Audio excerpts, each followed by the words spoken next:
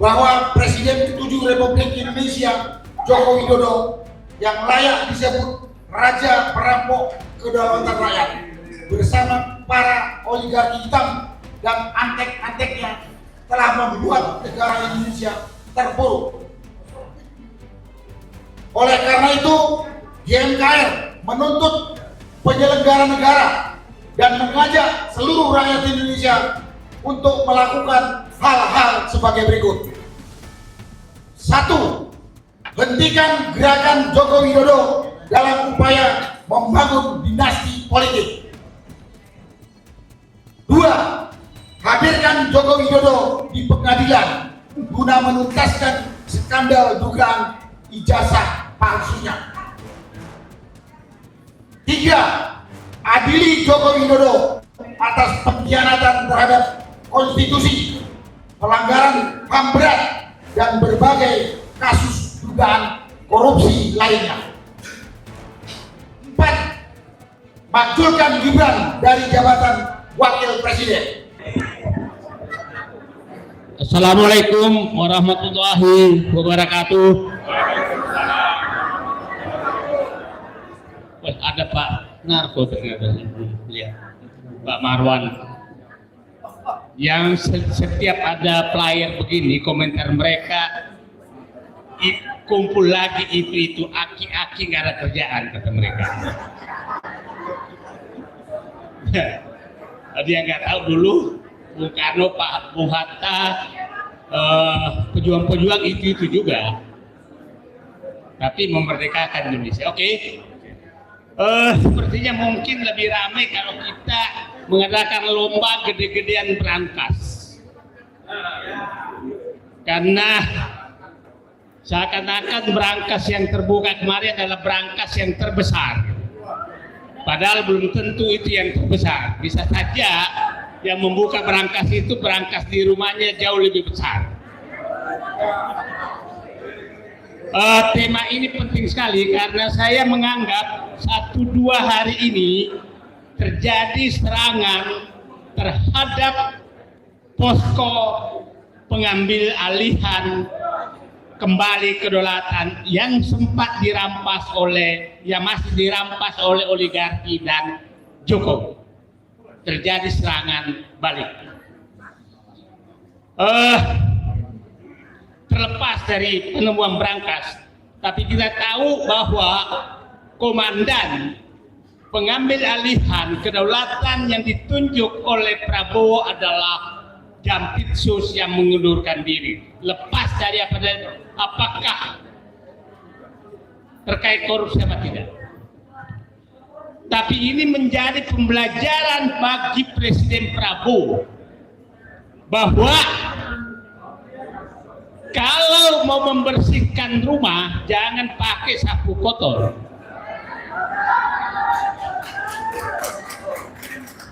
Apalagi sapu kotor miliknya Solo. BGN Pak Dadan diangkat oleh Solo. Akhirnya mengkhianati Prabowo. Jampitsus sekarang itu diangkat juga oleh Jokowi. Yang menangkap sekarang juga diangkat oleh Jokowi. Tim yang menangkap itu adalah tim yang dibentuk oleh Jokowi 5 hari sebelum menyerahkan jabatan, tim tes tipikor. Artinya, mohon maaf kalau ada yang bicara.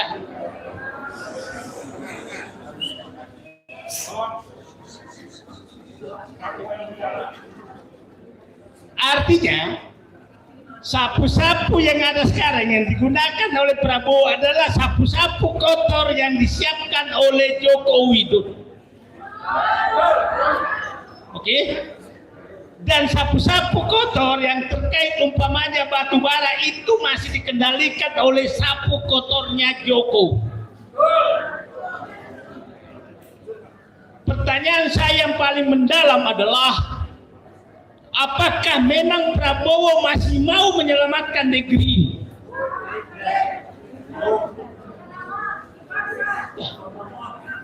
Faktanya dia sama sekali tidak berani mengambil sapu bersih yang miliknya dia. Sapu bersih milik dia ada di dalam ruangan ini. Dia masih bangga menggunakan sapu kotor yang diserahkan Joko Widodo kepada dia. Dan dia berharap membersihkan Indonesia dengan sapu kotor milik Joko Widodo. Oke, milik oligarki. Jadi hari ini Bapak Presiden Prabowo, saya tidak tahu mau bicara apa lagi. Saya dimarahi teman-teman semua. Saya tidur. Kenapa kau masih mengharap Prabowo? Saya tiap hari dimarahi bapak-bapak ini juga yang marah-marahi saya. Tapi yang saya paling ini adalah kalau Prabowo goyang maka Gibran naik karena mereka sudah siap menaikkan Gibran. Itu pilihan yang sangat berat buat diri saya. Walaupun harapanku kepada Prabowo masih tetap ada, tapi juga mungkin ada batasnya nanti harapan itu. Kita tunggu 1-2 hari ini. Apa yang akan terjadi? Apakah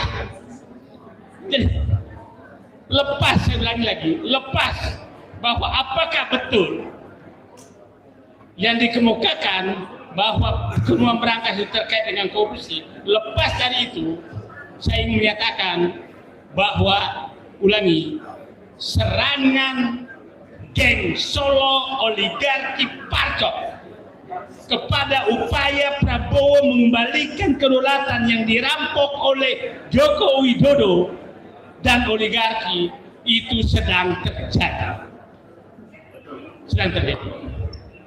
Dan kelihatannya Pak Prabowo diam begitu saja. Artinya apakah dia memang takut atau perlu Pak Narko datang menghadap, memberikan keberanian kembali dengan pakai baret merah. Kalau ya, saya tidak. Saya lihat hati saya dari kemarin kok kayak begini.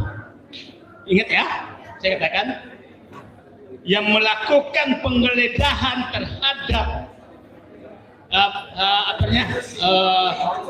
Jampitsus adalah tim Tas Tipikor Polri yang dibentuk oleh Joko Widodo 5 hari sebelum menyerahkan jabatan ke Prabowo. Oke. Terus sekarang sedang bergulir terus. Saya dan kami semua sangat mendukung pemberantasan korupsi. Tapi sangat tidak setuju kalau pemberantasan terhadap orang yang sedang memberantas korupsi. Nah, Anda bisa bayangkan kalau supaya publik paham, Jampitsus ini jabatannya 2, Jampitsus dan Ketua Pelaksana Tim Penertiban Kawasan Hutan. Nah, yang kedua ini yang paling saya was-was karena tim ini berhasil betul mengembalikan kebun sawit mungkin akan mencapai 8 juta hektar dengan hutan. Tambang kira-kira mungkin 4,5 juta hektar. Dan oligarki tersentuh semua. Dan sekarang ketua pelaksananya yaitu Jampitsus kena. Yang menariknya, ini adalah strategi utama Prabowo untuk mengembalikan kedaulatan. Tapi dalam waktu 2 hari diam, kita nggak tahu apa tindakan beliau terhadap penyelesaian masalah. Kalau dia diam terus, maka saya menduga minggu depan akan ada serangan sangat besar dari geng Solo oligarki dan Parcok kepada Prabowo.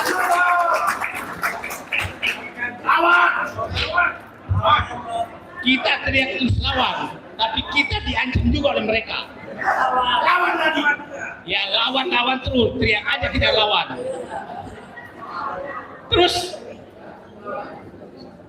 sekarang kalau itu terjadi berbalik, maka kita harus siap-siap bahwa kita dianggap adalah pengkhianat oleh mereka.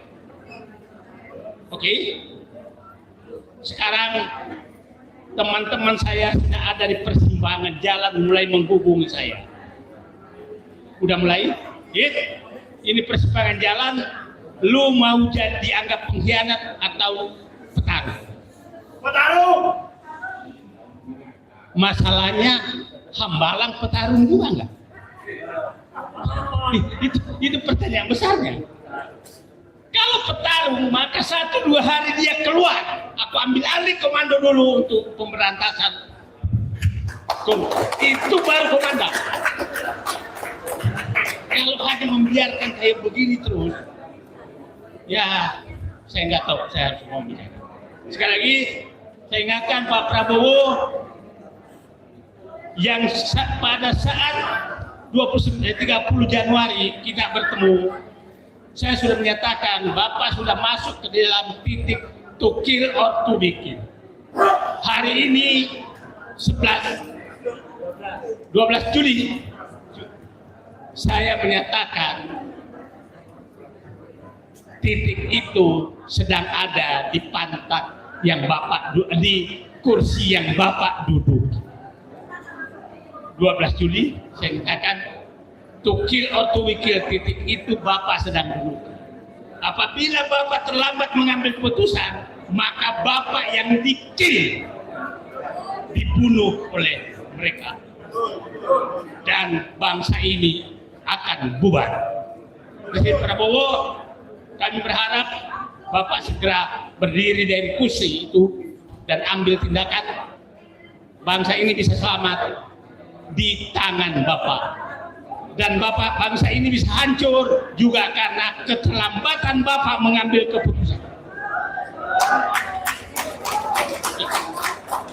Oke, mudah-mudahan Bapak mendengar. Darah perintis kemerdekaan Bapak saya lagi mendidih melihat bangsanya ada pemimpin yang menurut saya sudah terancam tapi merasa masih terus aman. Terima kasih. Wabillahi taufiq wal hidayah. Wassalamualaikum warahmatullahi wabarakatuh. Waalaikumsalam warahmatullahi wabarakatuh. Puji syukur kehadirat ilahi Allah Subhanahu wa taala yang telah memberi kita kesempatan, memberi kita untuk bisa berkumpul di tempat ini. Semoga kesempatan ini bisa kita gunakan untuk menyelesaikan cita-cita kita. Bapak, Ibu, aktivis, tokoh masyarakat, teman-teman media, hadirin sekalian yang saya hormati dan saya muliakan. Saya nggak tahu mau ngomong apa, dikasih waktu 5 menit. Tapi saya cuma untuk mungkin agak beda pendapat sama Pak Said sedikit. Tapi saya ngambil apa yang tadi disampaikan oleh Pak Said dulu. Yang jelas tujuannya adalah sama, untuk menghentikan Jokowi dan oligarki merampok kedaulatan rakyat dan untuk memakzulkan Gibran. Bapak Ibu sekalian, saat ini kedaulatan hak kita, kedaulatan rakyat sudah dirampok oleh Jokowi dan oligarki. Dampaknya semua keputusan yang diambil oleh penyelenggara negara sebagian besar demi kepentingan oligarki busuk ini, termasuk Jokowi. Rakyat dirugikan kalau nggak dikatakan ya nomor sepatu. Dampak dari dirampasnya hak kita, yaitu kedaulatan kita, dari sisi hukum, politik, ekonomi, keadilan, 3 hal ini sangat menonjol. Yang lain-lain masih banyak, masalah sumber daya dan lain sebagainya. Sekarang kita berkumpul, kita bergerak, tujuannya untuk mengembalikan kedaulatan yang telah dirampas. Dampak dari dirampas yang bisa kita lihat, penyelenggara negara penyelenggara negara, baik pemerintah, Presiden Prabowo dengan semua kabinetnya, semua pembantunya, DPR, dari mulai ketua DPR dan semua anggotanya hampir 600 orang, dan mungkin yang bergerak sebagai penegak hukum, jadi pesuruh oligarki. Kita bisa lihat keputusan-keputusannya lebih banyak menguntungkan oligarki, merugikan rakyat. Bahkan ada yang tidak masuk akal. Ada yang tidak masuk akal. Dari mulai pelaksanaan Pilpres 2024, orang dulu yang namanya Gibran ini bukan hanya melanggar hukum yang dikatakan anak haram konstitusi, kedunguan ini tidak tahu diri. Tak ada yang bisa diharapkan dari mana namanya Gibran itu menjadi presiden. Jadi kalau kita minta dia dimakzulkan, karena kita tidak punya harapan, punya pemimpin, kita gaji, kita kasih makan, kita kasih fasilitas, sedungu ini. Bapaknya udah merusak, ya akan dilanjutkan anaknya ini. Karena itu pada kesempatan ini, sebelum nanti disampaikan pernyataan, saya hanya menyampaikan yang pertama, kami menuntut kepada pemerintahan Prabowo dan DPR, laksanakan permintaan kami yang akan nanti kami bacakan. Kalau bapak yang ada di penyelenggara negara, terutama di eksekutif legislatif, takut menghadapi Jokowi dan oligarki, rakyat sudah siap mendukung. Kalau tidak, amanah yang sudah kami berikan kepada bapak yang ada di eksekutif dan legislatif, serahkan kembali kepada rakyat. Biar rakyat yang mengajar atau menyelesaikan Jokowi dan oligarki ini. Kalau sekarang kami belum punya otoritas menjaga, nanti pasti pemerintah atau penyelenggara negara mengatakan kami melanggar hukum. Enggak melanggar hukum saja, rakyat ini dipitnah melanggar hukum. Contohnya teman kita Roy CS. Itu kan namanya dikriminalisasi. Dikriminalisasi itu sama dengan dipitnah.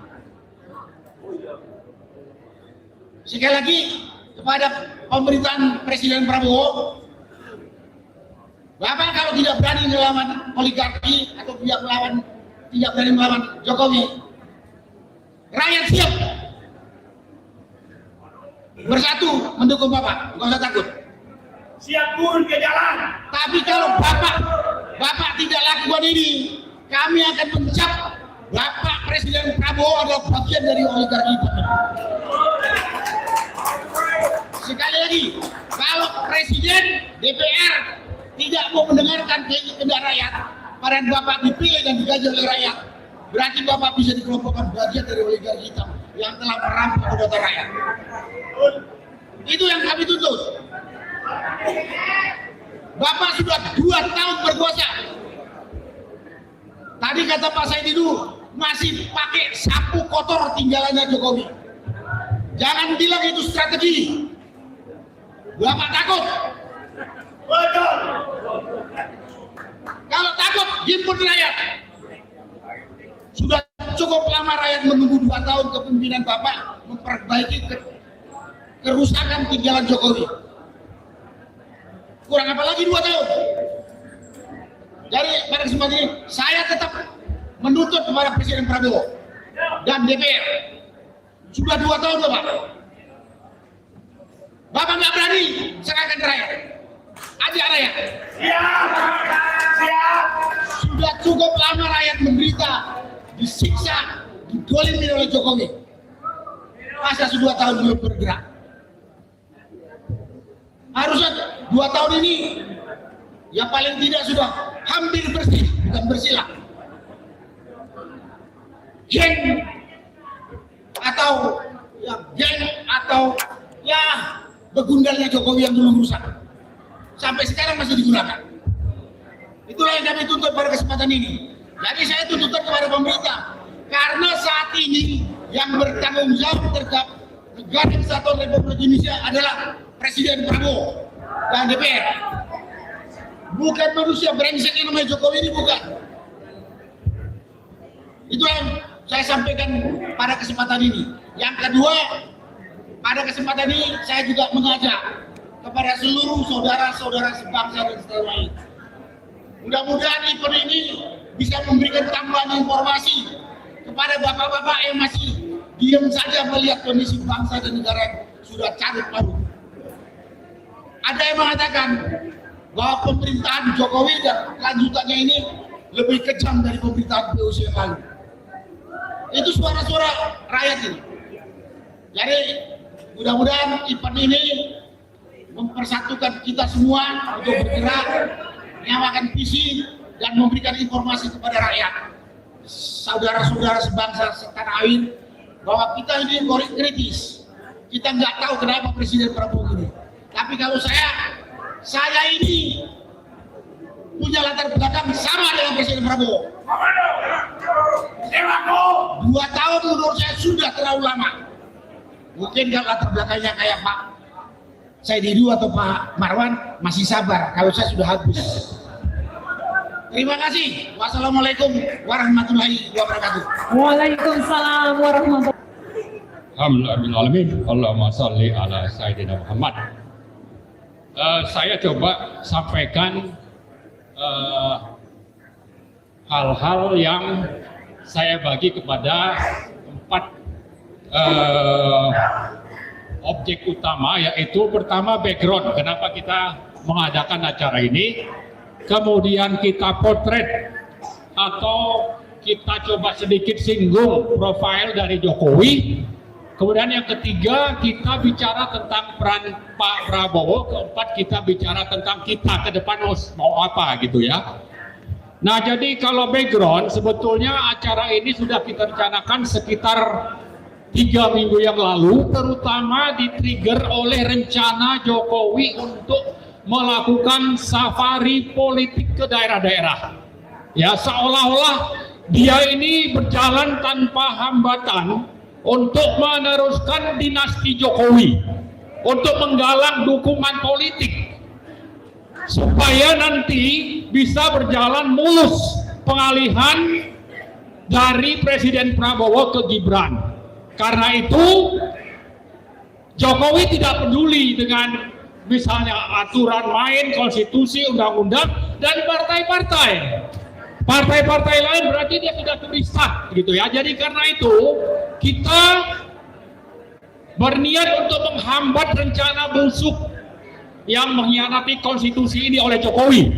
Jadi oke, di Lampung sudah bisa berhasil, tapi di daerah lain ini harus dihambat rencana Jokowi ini. Ya. Kemudian hal yang kedua, kita coba potret siapa Jokowi. Ternyata Jokowi ini adalah pengkhianat konstitusi, melanggar berbagai undang-undang dan peraturan, dan terduga berbagai kasus korupsi, sehingga dapat predikat sebagai pemimpin kedua terkorup di dunia. Ya.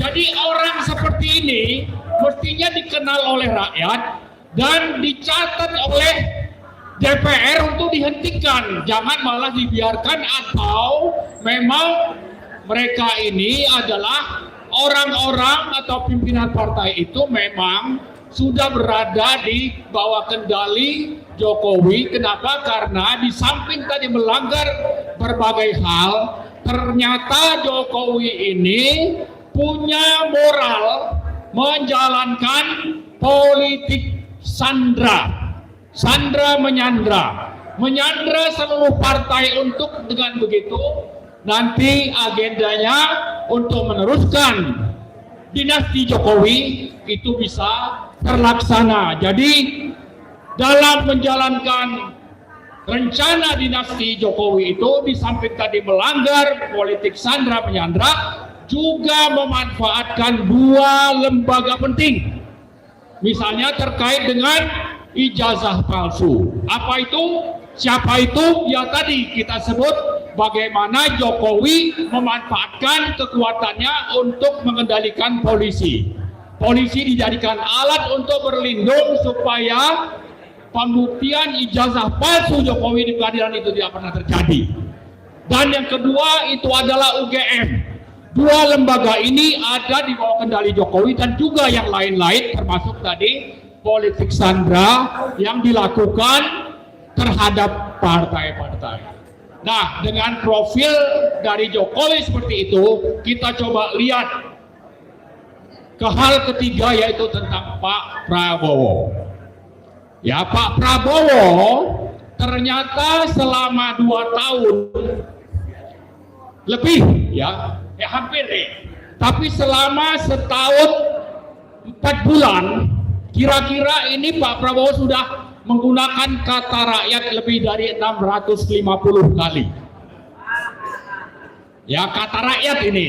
Kemudian minggu lalu bicara mengingatkan polisi, kemudian Kejaksaan Agung, lalu juga KPK bahwa sepatu Anda katanya itu pakai uang rakyat. Anda di sana pakai uang rakyat dan sebagainya. Tapi dalam menjalankan pemerintahannya, Pak Prabowo ini jauh dari aspirasi rakyat. Kalau rakyat misalnya menuntut tangkap dan adili Jokowi, terkesan Pak Prabowo ini ada di bawah bayang-bayang dari Jokowi. Bahkan yang terakhir, tadi Pak Said sudah cerita, bagaimana ada tim yang ingin memberantas korupsi, dengan kasat mata ada di depan mata kita semua. Bagaimana Polri mengerahkan selayaknya seperti mau perang ya untuk menangkap, tapi orang yang ditangkap itu tidak jelas sebetulnya sasarannya itu. Harusnya kalau begitu banyak alat bukti, orang ini ya atau Jampitsus itu sudah dijadikan sebagai statusnya tersangka, tapi tidak pernah terjadi itu. Tapi yang lebih penting adalah Pak Prabowo itu di mana?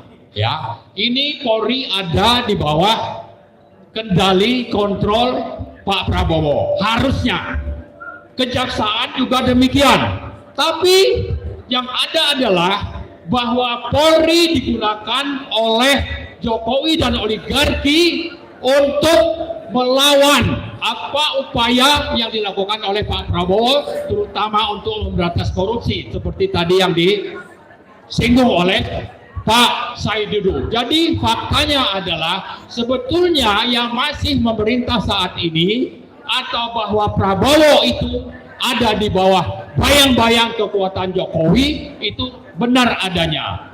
Apalagi Jokowi terancam dengan penyelesaian kasus ijazah palsu, di mana kejaksaan itu pertama misalnya bisa melepaskan teman kita untuk tidak jadi ditangkap. Dan ke depan kita tidak tahu apa yang terjadi, tapi yang penting sebetulnya kembali kepada Pak Prabowo, kita menuntut supaya Pak Prabowo itu jangan berada di bawah bayang-bayang Jokowi yang faktanya itu masih terjadi kasat mata di depan mata kita, dan itu bisa tercermin bagaimana Polri bertindak tanpa kendali presiden untuk membuat huru-hara seolah-olah terjadi perang untuk membuat seseorang punya Jampitsus yang sampai saat ini sebetulnya belum ditetapkan sebagai tersangka tapi disuruh mundur. Nah, kita mau kalau memang Jampitsus ini diduga terlibat korupsi, maka beliau itu harus segera dijadikan tersangka. Tapi kalau itu tidak terjadi, maka sebetulnya nanti di belakang ini bisa saja ada deal politik, Jampitsus mundur, agenda pemberantasan korupsi Pak Prabowo itu tidak berjalan optimal, lalu Jokowi lolos dari kasus skandal ijazah palsu, maka kita sebetulnya akhirnya mengingatkan kepada Pak Prabowo, Anda ini sebetulnya tulus tidak bicara soal menjadi presiden dari rakyat, ya, tapi justru bekerja untuk melanjutkan atau membiarkan agenda Jokowi untuk meneruskan kekuasaan lewat dinasti Jokowi. Kita mau Pak Prabowo sebetulnya konsisten dengan ucapan bahwa dia bekerja untuk rakyat, yang tadi saya sebutkan. Mungkin kalau bulan Maret sudah menyebutkan kata rakyat itu 650 kali, mungkin sampai sekarang sudah 1000 kali untuk rakyat. Tapi fakta itu untuk oligarki dan melindungi Jokowi. Ya, kita tidak mau presiden seperti itu. Kalau memang seperti itu adanya, masih terus bekerja, tidak berani berhadapan dengan Jokowi, kemudian tidak berani berhadapan dengan konglomerat hitam, maka sebetulnya lebih baik Pak Prabowo itu mundur secara baik-baik. Ya, bahwa saya tidak sanggup, ya, karena itu saya meletakkan jabatan, tapi pada saat yang bersamaan dia jangan sampai membiarkan Gibran naik menjadi presiden. Itulah yang saya kira perlu kita pahami, dan karena itu yang keempat, saya menghimbau kita semua untuk terus bersuara agar kejahatan yang sudah dilakukan oleh Jokowi dan sedang menyiapkan dinastinya untuk terus berkuasa ini bisa dihentikan. Dan salah satu poin penting yang perlu kita ingatkan adalah Pak Prabowo sangat berperan di sana. Tapi kalau Pak Prabowo memang tidak mampu, bicara saja terus terang, jangan bawa lagi kata-kata rakyat, biarkan rakyat yang bersuara, dan kita semua akan terus menyuarakan untuk tangkap dan aliri Jokowi dan makzulkan Gibran. Saya kira itu saja. Terima kasih. Assalamualaikum warahmatullahi wabarakatuh. Waalaikumsalam warahmatullahi wabarakatuh. Assalamualaikum warahmatullahi wabarakatuh. Allahu Akbar. Allahu Akbar. Allahu Akbar. Alhamdulillahirabbil alamin, wassalatu wassalamu ala Rasulillah wa ala alihi wa ashabihi wa Bapak-bapak, ibu-ibu seperjuangan. Alhamdulillah kita berkumpul bersama dalam rangka menghentikan Jokowi dan oligarki yang telah merampok kedaulatan rakyat, dan segera kita makzulkan Gibran. Yang pertama, catatannya adalah bahwa Jokowi ini bapak politik dinasti, sekaligus pimpinan dari oligarki yang menguasai negeri. Dan kita tahu bahwa politik dinasti dan oligarki itu adalah bertentangan dengan demokrasi. Artinya kedaulatan di tangan rakyat adalah amanat konstitusi, sekaligus juga landasan daripada ideologi. Oleh karenanya, politik dinasti dan oligarki adalah bertentangan dengan konstitusi dan ideologi. Oleh karena itu, kita sebagai pendukung konstitusi sekaligus juga penegak ideologi harus melawan dan menghancurkan politik dinasti dan oligarki sebagai konsekuensi daripada the founding fathers telah menuangkan prinsip perjuangannya pada ideologi dan konstitusi itu. Jadi kita basmi politik dinasti, kita hancurkan oligarki. Saya kira itu amanat konstitusi dan pembelaan terhadap ideologi. Yang kedua adalah bahwa kita harus mendesak, mendorong, memperjuangkan segera ditangkapnya Jokowi dan diadilinya Jokowi. Sekurang-kurangnya dari berbagai delik atau peraturan perundang-undangan yang sudah dilanggar, yang bisa menyebabkan Jokowi itu ditangkap, ditahan, diadili. Yang pertama mungkin boleh kita sebut soal ijazah palsu.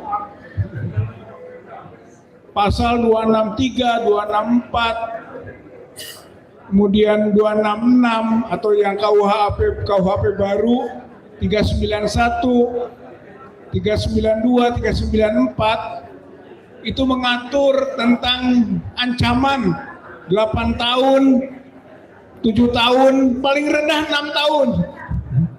Oleh karena itu, ancaman itu bisa menjadi dasar ditangkapnya dan ditahannya. Konteks ijazah palsu, konteks politik dinasti, Undang-Undang 28/1999 Pasal 22 menegaskan ancaman hukuman politik dinasti atau nepotisme itu 12 tahun maksimal. Berarti bisa ditangkap, bisa ditahan. Belum lagi Jokowi yang sangat kuat, bukan dugaan lagi, tapi mungkin sudah indikasi dan bukti melakukan korupsi. Korupsi itu 20 tahun. Bahkan korupsi di masa krisis seperti masa Covid yang lalu itu ancamannya hukuman mati. Jadi Jokowi itu ditangkap, ditahan, diadili, dihukum mati, saudara-saudara sekalian. Maksud Jokowi. Itu kalau kita konsisten dengan negara hukum, kalau kita ini pejuang hukum, kalau kita punya komitmen terhadap hukum, menegakkan negara hukum tadi, hukum Jokowi, hukumannya hukuman mati, saudara-saudara sekalian.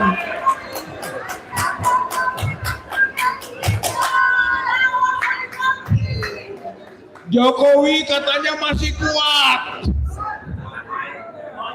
tapi sebenarnya dia sekarat. Dia sudah mau mati, saudara-saudara sekalian. Indikasinya jelas. Pendukungnya sudah semakin kecil. Tadi Bang Marwan sampaikan, mau keliling Indonesia, keliling naon, nggak ada pendukung lagi itu. Di Lampung kontroversi masalah, di NTB ditolak, Jawa Barat pasti nolak itu. Jawa Barat sudah sepakat menolak datang Jokowi ke Tatar Sunda. Siap. Udah nggak ada lagi sebenarnya, dukungan itu palsu. Ijazahnya palsu, dukungannya palsu. Mengendarai gajah, gajahnya palsu, nggak ada kepalanya, lepas. Jadi sebenarnya tidak ada itu dukungan lagi. Dia sekarat, dia mau mati, tidak kuat lagi sebenarnya. Prabowo juga sudah bikin jarak. Terlepas jaraknya pendek atau panjang, tapi ada jarak. Berarti sebenarnya ini tanda-tanda sekaratnya itu. Dan Jokowi sudah jadi common enemy, musuh bersama rakyat Indonesia. Kalau Anda tanya tadi nama mana yang paling sering disebut, tadi kata Bang Marwan berapa kali? 6.000 ya? 850, ini mah 6 juta kali, 8 juta kali disebut Jokowi. Tapi sebagai perampok, sebagai baginda pemuka bangsat. Bukan baginda pemuka bangsa, dia mah baginda pemuka bangsat. Pemuka bangsat itu namanya Jokowi. Jadi sudah sekarat, saudara-saudara sekalian. Tinggal kita sekarang melakukan konsolidasinya. Sudah sekarat, matikan. Maka yang strategis langkahnya, pertama, GMKR ini melakukan edukasi rakyat bahwa kedaulatannya diinjak-injak oleh oligarki, oleh Jokowi, dan oleh tangan anaknya itu yang namanya Gibran. Maksulkan dan hukum Gibran itu, jangan hanya dimaksulkan. Maksudnya Gibran. Maksulkan dulu boleh, tapi tapi setelah itu hukum ya. Begitu edukasi rakyat. Rakyat dijajah ini. Rakyat ini dijajah, saudara-saudara sekalian. Kita harus merdekakan dan rakyat harus sadar bahwa dirinya harus merdeka lagi. Lepaskan diri dari penjajahan itu. Ambil, rebut kembali kedaulatan rakyat oleh dirinya sendiri. Gerakan rakyat semesta. Gerakan rakyat semesta. Ini kekuatan untuk mengambil alih, merebut kembali kedaulatannya. Itu satu. Dua, beri ultimatum Prabowo. Mau bergerak bersama rakyat, gerakan rakyat semesta, atau dihabisi oleh rakyat. Atau mungkin dihabisi oleh Jokowi. Dua, dia terancam. Satu, dihabisi oleh Jokowi untuk kepentingan Gibran, atau yang kedua, dihabisi oleh rakyat karena dia tidak berpihak kepada rakyat. Yang kedua. Yang ketiga, bukti bahwa Prabowo bersama rakyat. Tangkap, adili Jokowi, maksulkan Gibran. Itu bukti, bukan omon-omon saja tentang rakyat tadi. Jadi buktinya harus jelas. Beri peluang, beri kesempatan, beri pintu-pintu supaya Jokowi bisa ditangkap, diadili, dihukum, dan Gibran dimaksulkan. Itu baru membuktikan. Jokowi hukuman mati. Yang terakhir, kalau sudah itu beres, baru buat konsensus nasional. Bereskan sistem kepartean. Karena partai ini sudah rusak. Rusak demokrasi itu partai politik. Dia elemen demokrasi, tapi dia merusak demokrasi partai politik. Benahi sistemnya. Gak boleh lagi ada namanya ketumkrasi. Ketum adalah penentu segala sesuatu. Gak benar itu di dalam demokrasi. Tuh, itu nanti dalam konsensus nasional. Dua, kembali ke Undang-Undang 45. Kalau mau kembali ke Undang-Undang 45 sebagai satu gerakan, bangun konsensus pasca Jokowi ditangkap, diadili, Gibran diturunkan, dimaksulkan. Pasca itu. Yang ketiga,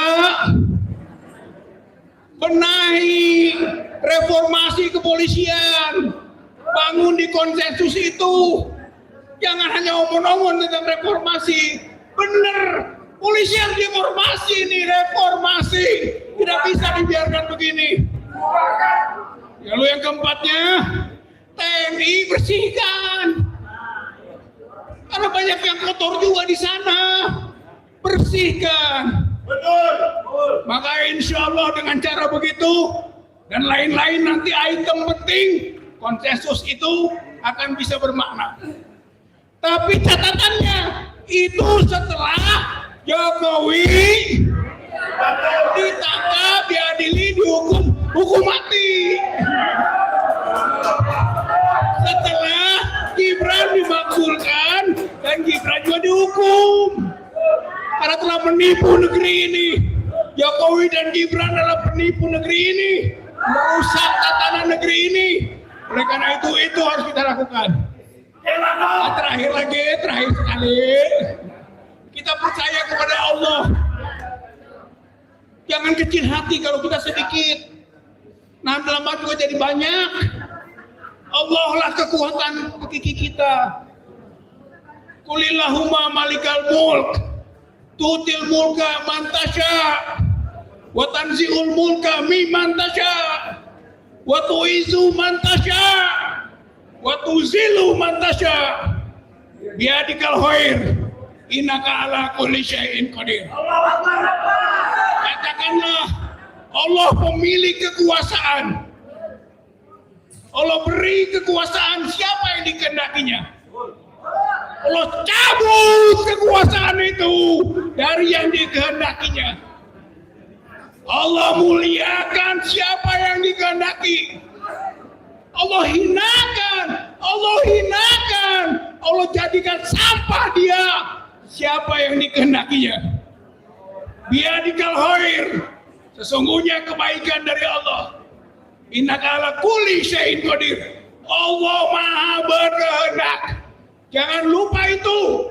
Allah Maha berkehendak. Oleh karena itu, mari berjuang dengan keyakinan penuh bahwa Allah akan menolong. Nasrun minallah wa fathun qarib wa basyiril mu'minin. Wassalamualaikum warahmatullahi wabarakatuh. Allahu akbar. Allahu Akbar. Allahu akbar. Allahu akbar. Assalamualaikum warahmatullahi wabarakatuh. Tangkap Jokowi, adili Jokowi, majukan Gibran. Salah satu yang bisa memaksa Jokowi diadili adalah kasus ijazah palsu. Jokowi sudah digugat 6 gugatan perdata, tapi Jokowi bisa mengelak, tidak bisa dipaksa ke pengadilan dengan dalih perdata bisa diwakili.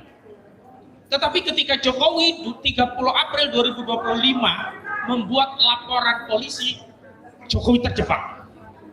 Karena dia yang menuduh, maka dia yang wajib membuktikan dengan hadir di pengadilan menunjukkan ijazahnya. Perjuangan untuk memaksa Jokowi diadili di persidangan tentang ijazahnya sudah di ujung tanduk. Namun hari ini Jokowi sedang bermanuver untuk menghindari persidangan dengan cara apa? Ada 2 skenario yang akan dijalankan. Pertama, Jokowi akan mengkondisikan agar pra-peradilan bisa dimenangkan, yang seolah-olah itu kemenangan orang yang mengajukan pra-peradilan, padahal itulah yang diinginkan Jokowi. Karena setelah pra-peradilan menang, status tersangka gugur, tidak ada sidang tentang ijazah Jokowi, dan Jokowi tidak perlu lagi hadir di persidangan.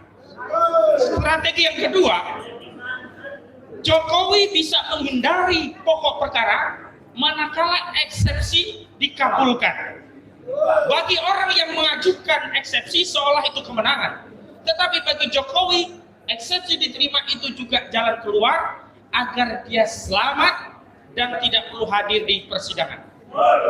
Dan sayangnya, sekali lagi sayangnya, kita yang dari dulu berjuang untuk rakyat dalam rangka membela kepentingan rakyat agar Jokowi diadili dengan ijazahnya itu, ini akan kehilangan objek perkara karena ada apa? Oligarki. Oligarki inilah yang sedang terus dan akan mengkondisikan jalannya proses persidangan, sehingga hasil akhirnya kita akan ditipu. Kenapa? Tidak ada objek pembuktian ijazah palsu. Kenapa? Karena berhenti di tengah jalan. Kenapa? Karena eksepsi dikabulkan. Kenapa? Karena status tersangka gugur. Kenapa? Karena itu nanti akan dieforiakan sebagai sebuah kemenangan. Padahal ini adalah jalan keluar bagi Jokowi untuk keluar dan tidak bisa diadili oleh rakyat. Maka sekali lagi, ketika posisi itu ada di depan kami, maka kami di tim anti kriminalisasi akademisi dan aktivis telah meneguhkan tekad bahwa jika ada pilihan maka kami tidak mengambil pilihan. Kami telah menyatakan ini adalah kewajiban. Apa itu? Kami berkewajiban duduk berdiri bersama rakyat, membela kedaulatan rakyat untuk terus menuntut mengadili Jokowi, ketimbang mengikuti kehendak oligarki yang ingin mencarikan jalan keluar untuk Jokowi agar tidak diadili. Kami penting menyampaikan ini Karena ini adalah bridging. Hingga pada saatnya seluruh skenario Jokowi kami bongkar tuntas. Juga skenario dari oligarki dan siapapun yang mengaku berjuang tetapi dia berkhianat pada perjuangan. Siapapun yang berkhianat pada perjuangan, kita tidak pernah membela orang per orang. Ketika orang per orang itu sudah mengubah arah perjuangan, hanya mencari keselamatan diri, kemudian menghilangkan objek perjuangan rakyat, kita tegaskan posisi kita ada bersama rakyat. Takbir! Assalamualaikum warahmatullahi wabarakatuh. Hidup rakyat! Hidup Mama! Hidup pejuang Indonesia! Terima kasih. Hari ini saya diberi waktu untuk sedikit bicara soal Jokowi. Buat saya akan bicara mengenai kasus yang berdampak oleh saya dan rekan-rekan sekalian 5 tersangka, yaitu soal pencarian ijazah Jokowi di Pasar Pramuka. Jadi kalau Mas Roy bilang 99,9% ijazah Jokowi palsu. Tapi kalau saya bilang 100% ijazah Jokowi palsu buatan Pasar Pramuka. Yang membuat ijazah itu Eko Sulistyo, aktivis PKI. Eko Sulistyo, aktivis PKI. Jadi tidak usah ragu-ragu lagi. Sudah berkali-kali saya katakan bahwa ijazah ini dibuat oleh Eko Sulistyo. Dan otak intelektualnya itu Pratikno, yang hari ini terlihat diam, duduk empuk di sekitaran Pak Prabowo. Saya berharap kepada Pak Prabowo Subianto segera copot Pratikno, karena persidangan hari ini sudah dimulai. Yang kita khawatirkan adalah intervensi Pratikno terhadap UGM, terhadap kejaksaan, terhadap saksi-saksi lainnya. Belum lama saya ketemu dengan salah satu orang yang dekat dengan Eko Sulistyo, Bang Isti Nugroho, kawan yang sangat dekat dengan Eko Sulistyo, yang dimana nama ini sudah saya sering sebutkan. Pernyataannya adalah bahwasanya Eko Sulistyo, bahwasanya Jokowi memang tidak punya ijazah. Ijazahnya palsu. Artinya Jokowi tidak punya ijazah, tetapi ketika pemberian berkas ke tim oleh Bang Denny Iskandar, ijazah itu ada. Artinya ijazah ini memang dibuat gitu loh. Nah, ketika kemarin juga Bang Petrus ketemu dengan Eko menyatakan kalau dia tidak tahu menahu. Menurut saya memang Eko harus ngomong seperti itu. Eko memang harus seperti itu bicaranya. Kalau tidak, ini akan luar biasa dampaknya. Tapi kebenaran tidak bisa ditutupi. Artinya ijazah Jokowi memang palsu. Jadi menurut saya rakyat Indonesia harus mendukung kasus ijazah ini agar terbuka terang benderang siapa otaknya, siapa penggunanya, siapa pelakunya.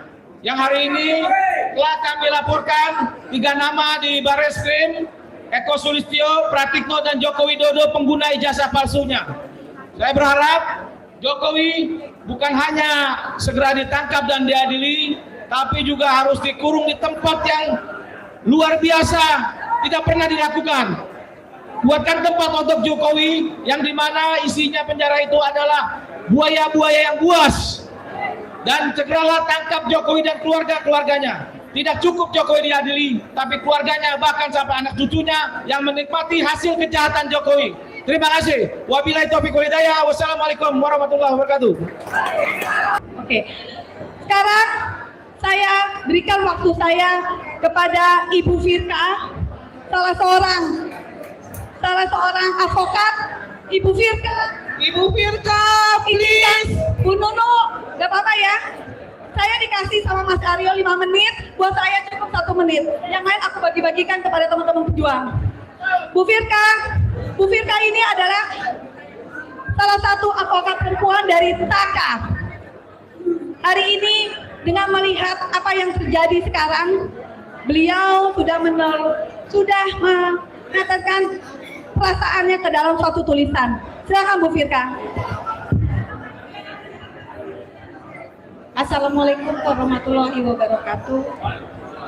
Hari ini kita sama-sama tahu di mana kita akan menempatkan diri kita. Bismillahirrahmanirrahim. Minggu, Gedung Juang. Air mata sudah terhenti, menetes seiring pagi menjelang. Banyak hati yang terluka telah terobati dengan ketulusan. Wajah-wajah bertopeng tak menyurutkan langkah, karena langkah tak perlu berhenti ketika 1000 skenario yang dimainkan. Biarkanlah langkah kaki ini menentukan arah jalan pulang, karena hidup akan berujung dengan kematian. Tidak ada yang pernah abadi. Tinggal memilih menjadi pengkhianat atau menjadi pejuang. Teruslah berjalan di antara pengkhianatan dan fitnah. Teruslah berjalan walaupun gelombang berbuih. Biarlah mereka yang lupa, karena hidup bukan sekedar terima kasih. Dalam perjuangan, tak semua luka dan lawan, namun terkadang justru lahir dari mereka yang berjalan dulunya beriringan. Perjuangan yang paling berharga seringkali bukan terlihat oleh kasat mata, melainkan yang diam-diam menguatkan jiwa.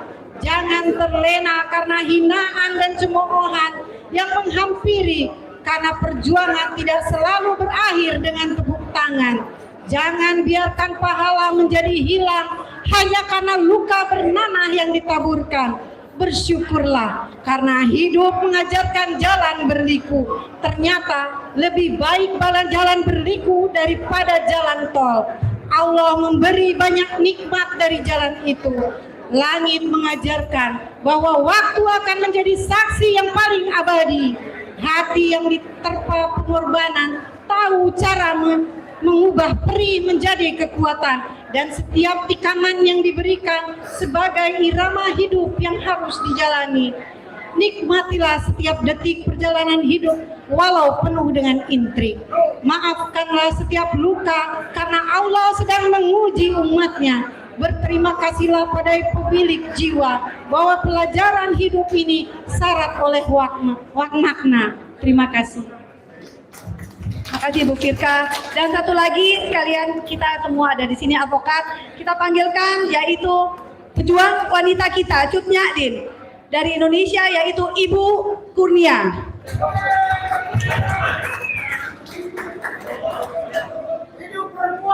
Hidup perempuan yang melawan.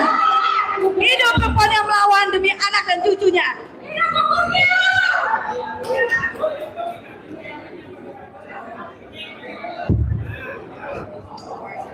Bismillahirrahmanirrahim. Assalamualaikum warahmatullahi wabarakatuh. Merdeka! Merdeka! Merdeka! Bapak Ibu sekalian, hari ini kita ada di forum GMKR ya, Gerakan Berebut Kembali Kedaulatan Rakyat. Saya ingin mengatakan ada kata-kata yang bagus sekali dari Cak Nun.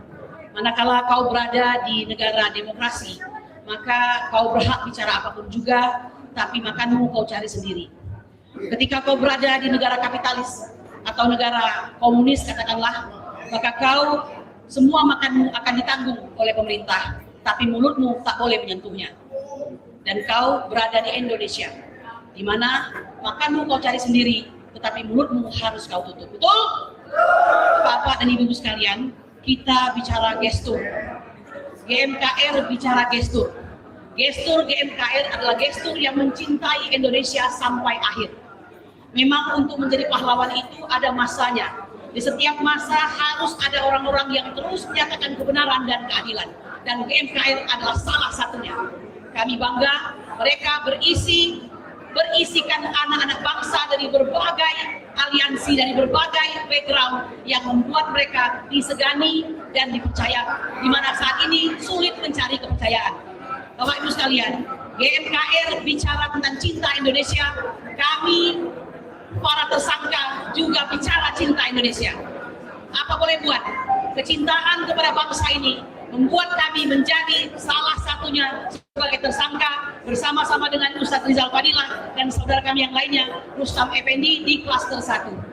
Kami kemarin perlu menyampaikan mendatangi KY, meminta agar KY melaksanakan semacam pengawasan kepada perilaku, martabat, dan tingkah laku hakim dalam memimpin persidangan yang akan datang.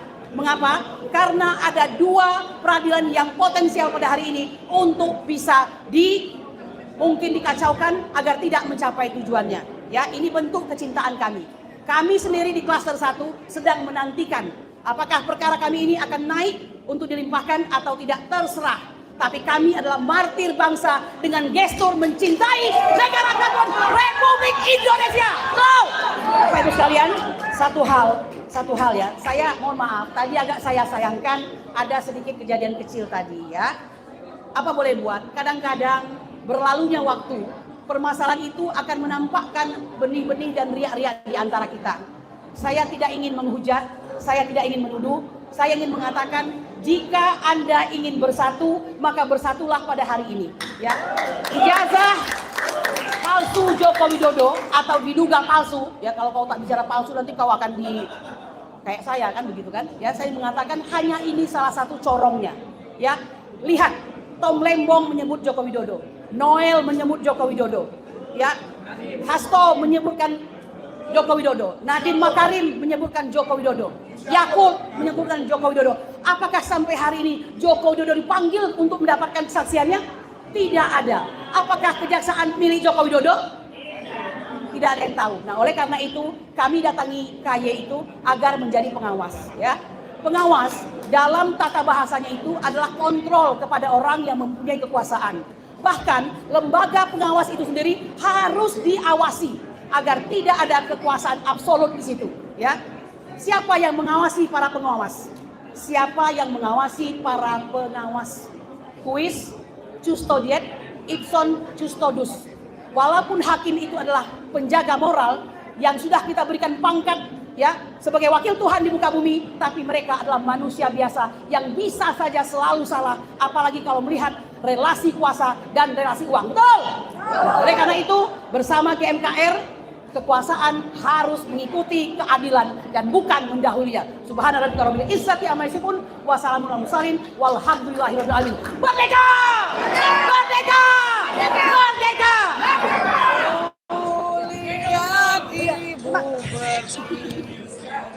Berarti Indonesia bangkit tanpa oligarki itu bukan merupakan suatu mitos saja, tapi kita bisa bangkit tanpa oligarki. Dan ingat, kita adalah Garuda, kita bukan naga.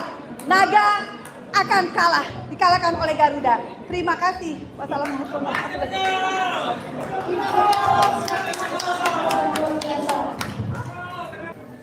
Assalamualaikum warahmatullahi wabarakatuh.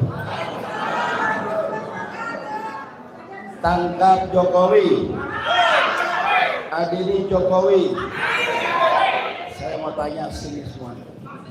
Kita sepakat tidak kalau Jokowi ditangkap?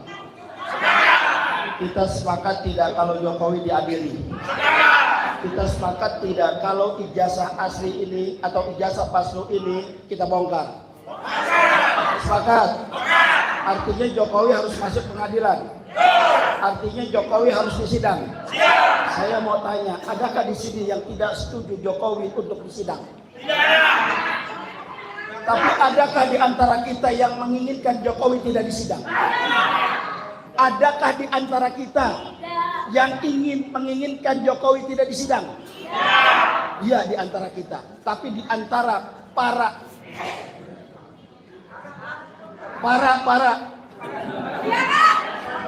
para pengkhianat yang dalam satu perjuangan kita menginginkan agar Jokowi tidak masuk dalam persidangan.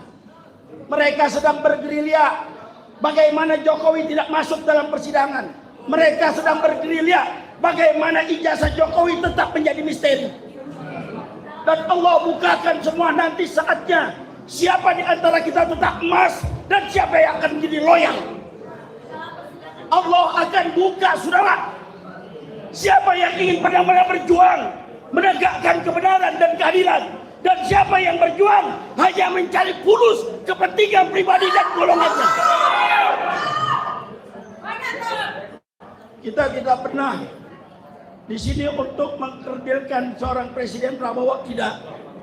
Malah kita berharap Prabowo untuk bisa mengambil langkah tegas, mengambil langkah taktis untuk turun tangan menyelesaikan masalah ijazah palsu ini. Sampai detik ini belum kita melihatnya, dan jangan coba-coba berkhianat dalam perjuangan ini. 25 April 2025 kita mendeklarasikan di sini untuk berjuang bersama, untuk membela kebenaran, bukan personalnya Ibu Kurnia, bukan personalnya Ibu Tifa, bukan personalnya Pak Suryo, bukan personalnya Pak Rizal Fadila, bukan personalnya daripada Rustam Effendi, bukan, tapi untuk menegakkan kebenaran, keadilan. Kalau ada yang mengatakan kalau mereka nanti ditangkap kasihan anak cucunya, resiko perjuangan, saudara. Kalau tidak mau ditangkap, tidak mau kritis, maka kalian jangan berjuang. Lebih baik kalian diam. Lebih baik kalian diam. Lebih baik kalian jadi penjilat daripada semuanya. Setuju? Setuju?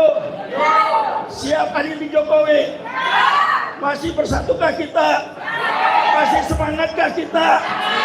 Kami akan tetap membersamai para tokoh yang menegakkan kebenaran dan keadilan. Kepala jadi kaki, kaki jadi kepala, maka harus kebenaran tegak di Indonesia. Takbir kepada para tokoh yang masih membersamai. Insya Allah kami akan selalu membersamai. Dan kepada para yang saat ini sedang ditangkap, yang dalam masuk sidang, ada Pak Rizal Fadila, ada Rustam Effendi, ada Bu Kurnia, ada Dr. Tifa, ada Dr. Suryo, maka istiqomahlah kalian, pegang teguhlah kalian, maka tak kala kalian ini keluar daripada medan perjuangan, Allah larang, saudara.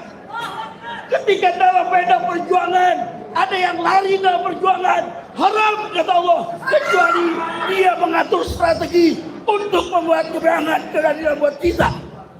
Sekali lagi kepada kawan-kawan seperjuangan, teruslah tegakkan kebenaran dan keadilan. Kebenaran tidak akan pernah salah. Mungkin kebenaran akan kalah oleh uang, oleh oligarki dan lain sebagainya. Tapi ingat, kebenaran tidak pernah bisa disalahkan. Assalamualaikum warahmatullahi wabarakatuh. Assalamualaikum warahmatullahi wabarakatuh. Hidup Gibran. Turun lo, turun kata Jenderal Narko lempar batu nih. Alhamdulillah, salawat dan salam semoga Allah limpahkan kepada Nabi Muhammad SAW serta para keluarga, sahabat dan pengikutnya yang setia dengan ajarannya hingga zaman kelak. Saya sengaja pakai persaudaraan Napol dan Tapol 2014-2024. Nah, ya kan? Ini bukan dendam pribadi, bukan. Tapi kalau tanya, lu benci nggak ya sama Jokowi? Benci banget. Lu dendam nggak? Dendam banget. Tapi bukan dendam pribadi, gitu kan ya? Jadi ketika saya bikin pledoi, saya bilang majelis hakim yang dimuliakan, sahabat-sahabat pengacara yang dibanggakan, hadirin sekalian yang dihormat. Lalu ada pengacara saya tanya, bang, kok jaksa nggak disebut bang? Sebut dong yang terhormat jaksa. Saya bilang, ngapain menghormati mereka? Mereka mau menjarain gua. Saya bilang gitu. Nah, kalau kepada jaksa saja saya begitu, apalagi kepada yang memerintahkan jaksa, Joko Widodo. Jadi ketika sidang perdana penduakan dakwaan itu berkasnya 330 halaman dakwaan dan 1000 halaman lebih lampiran. Habis sidang perdana saya samperin jaksa, saya salaman. Saya bilang, lu kurang kerjaan lo. Saya bilang, kenapa bang? Lu ngetik begitu banyak nggak capek lo? Saya bilang gitu, bang bukan kita yang bikin bang. Siapa? Pusat yang bikin bang. Jadi bagaimana mereka itu sudah disiapkan, tinggal bacain aja. Dalam tuntutannya, jaksa menuntut saya 4 tahun penjara. 4 tahun penjara.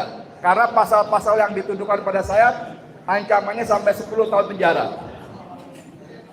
Alhamdulillah majelis hakim memvonis saya 7 bulan 15 hari. Pas dengan masa tahanan. Tapi teman-teman, senior sekalian yang saya hormati, jaksa mengajukan banding. JPU banding. Proses bergulir. Dalam tingkat banding, alhamdulillah putusan tetap menguatkan putusan PN Jakarta Pusat, tetap 7 bulan 15 hari. Apa yang terjadi? Jaksa kasasi. Gila nggak? Jaksa kasasi. Alhamdulillah lagi kasasinya ditolak. Jadi yang saya mau cerita adalah bagaimana Jokowi sangat bernafsu memenjarakan rakyatnya. Syahwat menyengsarakan rakyat dengan penjara itu sangat besar dari Jokowi. Nah, di sini ada beberapa teman yang masih bertahan 5 orang ya. Walaupun ada dinamika begini begitulah ya. Ada Kurnia Triryani, Allahu Akbar, Masya Allah. Ada Kang Rijal Fadilah, Allahu Akbar. Ini bahaya nih, aki-aki bahaya nih. Ada teman kita mana Rustam, Mas ada Rustam. Wah, itu kan. Lalu ada 2 lainnya, Roy Suryo dan Tifa. Dengan segala macam plus minusnya kita hormat pada mereka semua. Ya kan ya? Ada dinamika ini itu ya udahlah, itu kita nggak usah terlalu masuk karena saya susah ngomong kalau sampai di situ. Tapi kita hormatilah mereka. Nah, saya tetap yakin dalam pikiran Jokowi bagaimana memenjarakan orang-orang yang mengganggu dia. Tapi ketika dia mulai merasa tidak penuh kekuatannya, maka mereka mulai bermanuver. Teman saya Rustam Effendi misalnya mengatakan, "Bang, saya ditawarin umroh, Bang. Saya ditawarin pekerjaan, Bang. Asal saya mau datang ke Solo minta maaf dapat RJ." Saya bilang lumayan, Bang, dapat gaji minimal 30 juta sebulan kan lumayan. Nggak mau. Nah, teman-teman, saya ingin sedikit berlogika saja. Ini sebetulnya ranahnya Pak Sunarko dan jenderal-jenderal yang lain. Dalam logika saya, orang kalau berkelahi, bertempur, kalau dia merasa kuat, digilas musuhnya, betul nggak Pak? Pasti dibantai musuhnya. Tapi begitu dia merasa nggak kuat, apalagi lemah, maka dia cari cara perdamaian. Betul nggak? Dia tawarkan perdamaian, udahlah nggak usah berantem lah, begini-begini, nanti saya kasih ini, kasih itu. Nah, restoratif justice dan perdamaian yang ditawarkan kubu Jokowi bisa bahkan harus kita terjemahkan bahwa dia tidak kuat. Ngomong-ngomong ijazah, dia tidak punya ijazah. Ini dikonfirmasi oleh Laksma Muryono dalam salah satu dialog di podcastnya. Yang lebih jelas lagi oleh Kolonel Sri Rajasa. Tidak ada ijazahnya. Itulah sebabnya dia berusaha merayu supaya ini nggak sampai ke pengadilan. Nah, ini kalau ini udah ranahnya orang-orang hukum nih, Mbak Susiati segala macam nih, saya nggak ngerti lah. Tapi menurut saya tema ini bagus banget. Hentikan Jokowi dan oligarki merampok kedaulatan dan makzulkan Gibran. Ini paket. Saya dengan segala hormat kepada para senior yang lain, dengan segala hormat. Kalau senior lain punya agenda kembali ke Undang-Undang Dasar 45, mau begini begitu, monggo, silakan. Tapi buat saya prioritas pertama ini, sepanjang manusia ini masih ada dan berkeliaran bebas, maka Indonesia tidak damai. Kemarin saya lihat ada emak-emak bawa kaos Indonesia damai tanpa Jokowi. Tanggap Jokowi, adili Jokowi. Majulkan Gibran. Allahu Akbar. Assalamualaikum warahmatullahi wabarakatuh.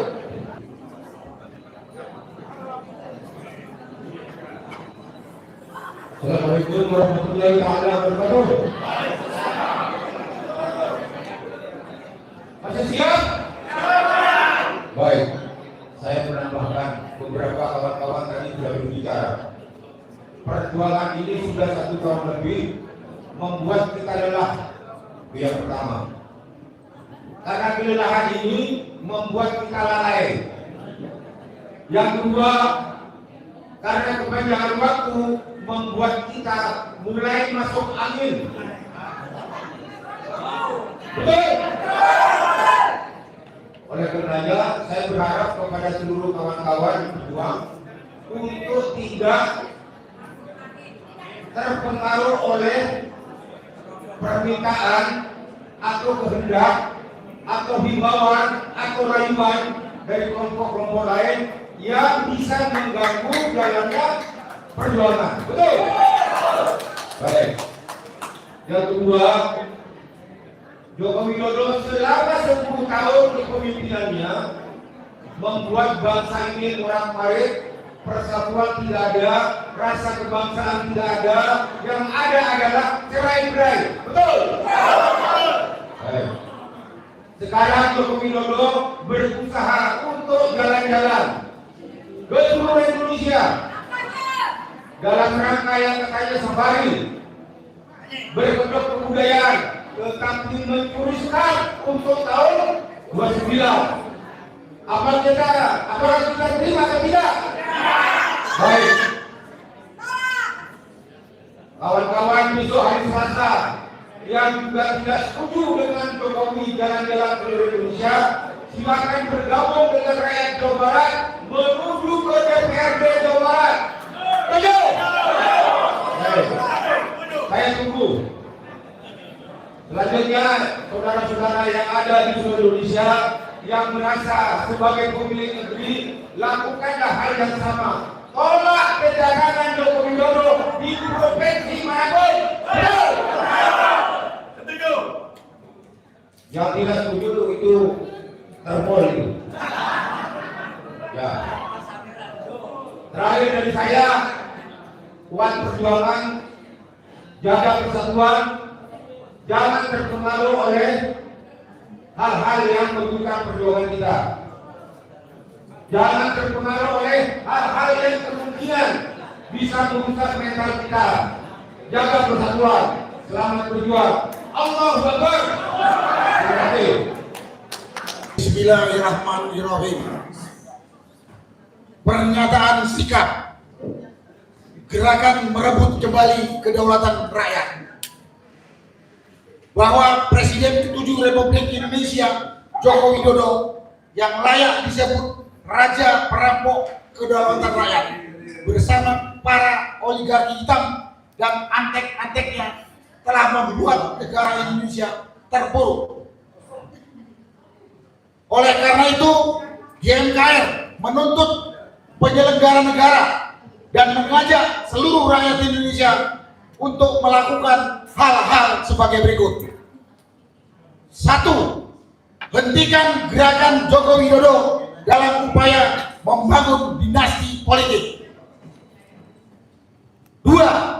Hadirkan Joko Widodo di pengadilan guna menuntaskan skandal dugaan ijazah palsunya. 3. Adili Joko Widodo atas pengkhianatan terhadap konstitusi, pelanggaran HAM berat, dan berbagai kasus dugaan korupsi lainnya. 4. Majulkan Gibran dari jabatan wakil presiden. 5. Seluruh elemen bangsa bersatu untuk merebut kembali kedaulatan rakyat. Gedung Juang, Jakarta, 11 Juli 2026. GMKR. Selesai. Merdeka!